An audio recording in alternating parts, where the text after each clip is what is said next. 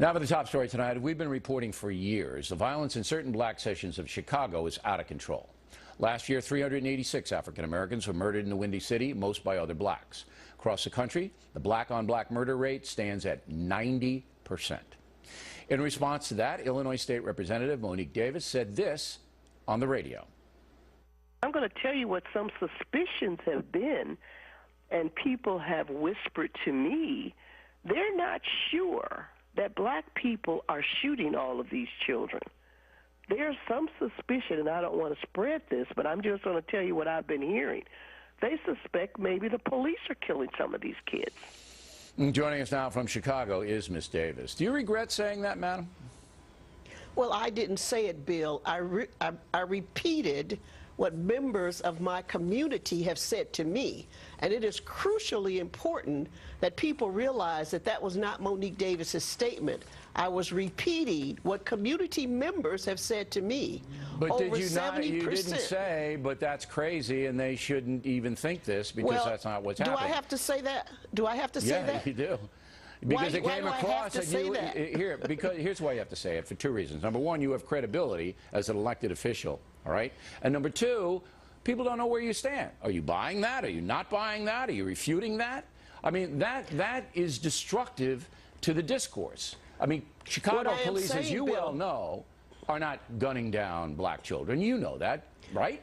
Well, certainly they are not, Bill, but based upon the history of African Americans in this country and based upon the fact that 70% of the murders in Chicago are unsolved, 70% are unsolved. People are wondering what the heck is going on.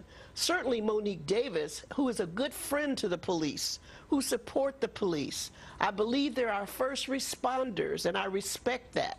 But I have the right as a legislator to repeat what my community says to me. Not if it's irresponsible, you don't. I hear a lot of irresponsible stuff, and I don't think it was irresponsible. You don't think it's irresponsible for a person to accuse the Chicago police force of gunning down children without a shred of evidence? You don't think that's irresponsible? I don't think they said that. I said there was some suspicion that that could be occurring. No, that's irresponsible without any evidence. But you don't know what my response to my community was, Bill O'Reilly, because you were not there. It doesn't matter. I know what you said on the radio in the full context of what you said. You didn't walk away from those comments. You didn't refute them. I repeated what was said to me on a radio show in Detroit, never knowing it would get national attention. And perhaps I should not have repeated what many community residents have said to me. And now we have common ground. You shouldn't have done it. So let's advance the situation. Let's advance this. You shouldn't have done it.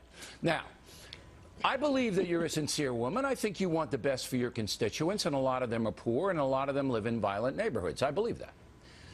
What do you think? Am I right in saying that this violence is driven by chaos within the community, broken families, unsupervised youth, a coarsening of the whole situation? Am I wrong in saying that? I think you're terribly wrong. The violence is escalated because of a poor education system, because of lack of employment, because of the inability to use a park district free, as I did when I was a kid.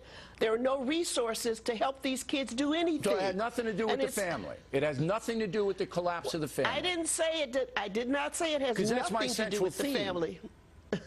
That's my central theme. Did you have a mom and a dad? The family is a big background. Did you have a mom and a dad in the home?